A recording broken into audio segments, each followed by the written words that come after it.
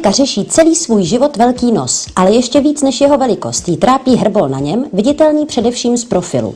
Velikost svého nosu jsem začala vnímat možná nejvíc v pubertě, kdy člověk jakoby se chce líbit třeba klukům a podobně a ví, že prostě ten nos, že není prostě jako tak dokonalej, aby jako měl takový sebevědomí třeba, no, že opravdu taková nedokonalost v obličeji a ten nos je opravdu hodně vidět, tak ono to sráží přece jenom sebevědomí na bod mrazu. Kvůli nosu se mi vlastně nikdy někdo takhle přímo neposmíval, to ne.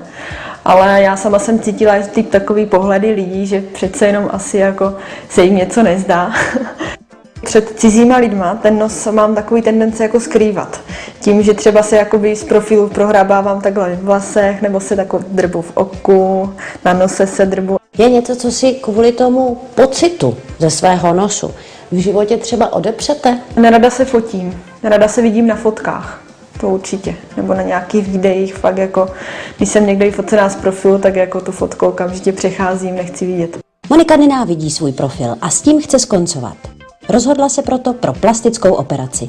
Trápí mě teda velikost toho nosu, kdybych chtěla vlastně tu horní část odseknout a ten nos vlastně prakticky z toho profilu zmenšit. Jde mi jako o ten samotný profil toho nosu. Z mého nosu bych nechtěla vlastně udělat nic miniaturního, chtěla bych, aby ten nos vypadal přirozeně, aby ke mně prostě seděl maximálně, aby hlavně jenom byl upravený z toho profilu, abych zepředu vypadala co nejvíc jako já a aby hlavně bylo zachováno moje já. Operace nosu patří mezi ty nejsložitější v oboru plastické chirurgie. Je to samozřejmě delikátností toho nosu, jemností těch struktur, které tam jsou a samozřejmě každý výrazně radikální zákrok by značným způsobem změnil ten vlastní obličej. To znamená, že ty zásahy tam musí být velmi jemné, velmi diskrétní a adekvátně tomu obličeji. Aby nedošlo u Moniky ke změně výrazu obličeje, nebude se nos zmenšovat co do délky, ale pouze se zarovná jeho profil. Z řezů, které jsou schovány uvnitř těch nosních průchodů, se samozřejmě bude odstraňovat to nejvýraznější, co je, to je ten veliký hřbetní hrbol a samozřejmě se po jeho odstranění hlavně v té horní části musí zúžit ta širší kostěná část, širší kostra, čili se provede kompletní rhinoplastika. Vy teda vlastně budete zasahovat jenom do té pevné části nosu a do té měkké části vlastně skoro vůbec asi, že? Ta vlastní špička, ten hrot toho nosu je poměrně úzký a adekvátně široký tomu vašemu obličeji, takže do té měkké části se nebude zasahovat vůbec. S těmi chrupavkami se nebude dělat téměř nic. Dobře.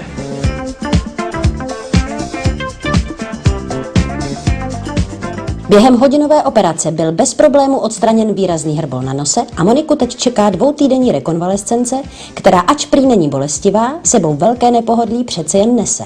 Fixace sádrovou dlahou v obličeji je velmi obtížná, fixuje se to pouze náplastmi, které jsou přilepené na tváři, či to je ten největší diskomfort pro toho vlastního pacienta. Dalším diskomfortem je, že je nutnost ten první den po operaci ucpat nosní průchody takovými vatovými tampony, čili je omezeného dýchání nosem, může dýchat pouze pusou. Třetím diskomfortem je veliké modřiny, které při kostěné operaci, při tom rozvolnění těch kostí, které vznikají a nejvíce se projeví právě kolem očí. Uvidíme, zda se předpovědi vyplní a jak statečně se Monika se svým dočasně neestetickým vzhledem popere.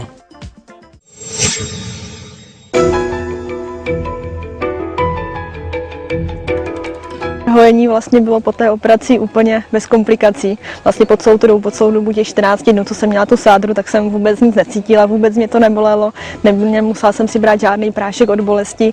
Měla jsem maximálně útoky vlastně na víčkách a víčka jsem měla trošičku fialový. Ta sádra vlastně jakoby kopírovala můj předtím nos velký, takže jsem si na to v podstatě zvykla hodně rychle. Doma manžel vlastně, on byl se mnou při sundání sádry, takže manžel vlastně říkal, kdo to je.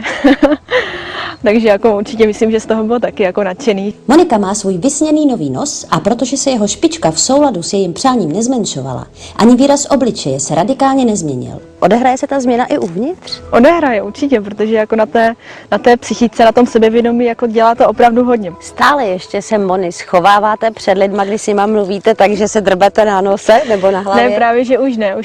Už si všímám toho, že vlastně úplně bez problémů vlastně, když jsem někde v restauraci a podobně, že vůbec si ten profil už nehlídám, že je mi jedno, jestli na mě někdo hledí z profilu nebo ne. Normálně projdu mezi cizíma lidma a fakt už jako si říkám, ty jo, dobrý. V autě vlastně, když jedu v nějaké koloně, tak už se neohlížím, jako neschovávám si profil.